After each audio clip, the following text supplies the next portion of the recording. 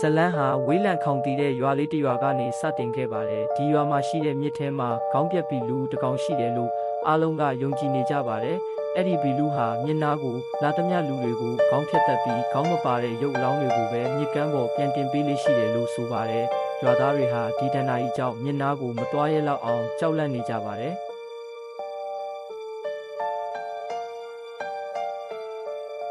တနေ့မှာနာဂါဆိုတဲ့အမျိုးသမီးငယ်လေးအစအနမရှိပျောက်ဆုံးသွားပါတယ်။သူမရဲ့ဖနက်ကိုမြေကမ်းနားမှာတွေ့ရပေမဲ့ရုပ်လောင်းကိုတော့ရှာမတွေ့ပါဘူး။ရွာသားတွေကတော့ဘီလူဖမ်းသွားပြီလို့ပဲတထစ်ချယုံကြည်နေကြချိန်မှာနာဂါရဲ့ဒေါ်လေးဖြစ်သူမွန်းကတော့ဒါကိုမယုံကြည်ပဲမြို့ကနာမည်ကြီးစုံထောက်ကင်း detective ကိုအကူအညီတောင်းခဲ့ပါတယ်။စုံထောက်ကင်းရောက်လာတဲ့အခါမှာတော့ရွာထဲမှာထူးဆန်းတာတွေကိုသတိထားမိလာပါတယ်။နာဂါရဲ့အဖေကသမီးပြောက်တာကိုစိတ်မပူပဲတခြားယောက်ျားနောက်လိုက်ပြေးတာလို့ဆွဆွဲနေတာနာဂါရဲ့အခန်းထဲမှာထူးဆန်းတဲ့အိုးချမ်းပဲတွေတွေ့ရတာ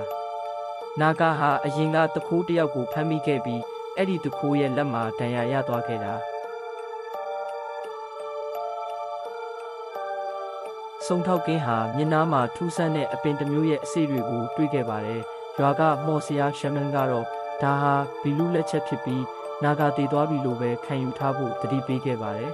။စုံထောက်ကင်းဆက်လက်စုံစမ်းတဲ့အခါမှာတော့နာဂါဟာရွာလူကြီးရဲ့သမီးတူရက်နဲ့ရန်ဖြစ်ခဲ့တာကိုသိရပါတယ်။အကြောင်းရင်းကတော့တူရက်ရဲ့ဆစ်ဆက်ထားသူတက်အိုးလုပ်ငန်းလုပ်သူနဲ့နာဂါတို့ဟာချစ်သူတွေဖြစ်နေပြီးနာဂါမှာကိုဝင်ရှိနေလို့ပါတူရက်ကနာဂါကိုတွန်းပစ်လိုက်လို့နာဂါဟာကြောက်တုံးနဲ့ခေါင်းဆောင်ပြီးသတိမေ့သွားခဲ့ပါတယ်။ဒါကိုတူရက်ကနာဂါတည်သွားပြီးအထင်နဲ့ထားခဲ့တာဖြစ်ပါတယ်။တကယ်တော့နာဂါဟာမသေးခဲ့ပါဘူးရွာလူကြီးကတော့ဘီဟောင်ဟာသူမရဲ့သမီးနာမည်ပြတ်မှဆိုလို့နာဂါကိုတတ်ဖို့အတွက်တောင်ဆိုတဲ့တခိုးကိုခိုင်းခဲ့ပါတယ်ဒါပေမဲ့တောင်ကနာဂါကိုမတတ်ပဲလှုပ်ဝက်ဖမ်းဆီးထားပြီးဘီဟောင်စီကနေငွေညစ်နေခဲ့တာပါနောက်ဆုံးမှာစုံထောက်ကင်းတဲ့မွန်းတို့ဟာနာဂါကိုအချိန်မီကဲထုတ်နိုင်ခဲ့ပြီးဘီဟောင်နဲ့တရက်ခန့်တွေကိုဖမ်းဆီးနိုင်ခဲ့ပါတယ်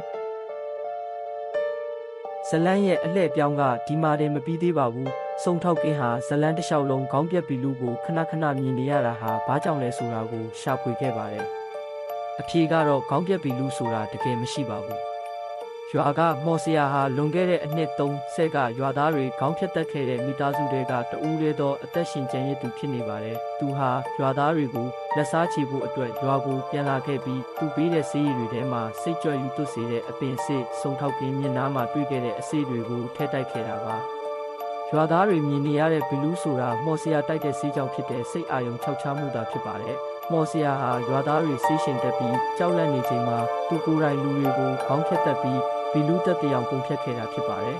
။ဇလန်းအဆုံးမှာတော့မော်ဆရာဟာထွက်ပြေးလွတ်မြောက်သွားခဲ့ပါတယ်။စုံထောက်ကင်းဟာတကယ်ကြောက်ဖို့ကောင်းတာဟာတရေဘီလူးတွေမဟုတ်ပဲအညိုးတေးတွေနဲ့ပြည့်နှက်နေတဲ့လူသားလင်းဖြစ်တယ်ဆိုတာကိုနားလည်သွားရင်ဇလန်းပြီးဆုံးသွားပါတယ်။